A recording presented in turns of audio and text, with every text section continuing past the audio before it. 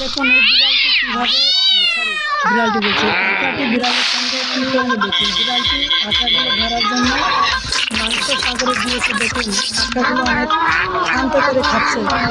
এবার বিড়ালটি কাঁকড়াগুলো নিয়ে তাকে করে নিয়ে চলে যাচ্ছে। এটা হলো কাঁকড়াদের বস।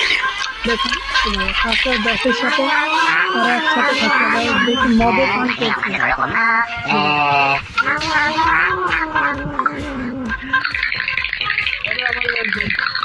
বিড়ালের এখানে কি গোসল করছে না পার্টি করছে বুঝতে পারছেন। বিড়াল দেখুন বাইরে থেকে সুযোগ বুঝে আটকাই দিয়েছে। এবার দেখুন বিড়াল সেই খুশি যে তার প্রতিশোধ নিতে পারে, সে খুব খুশি।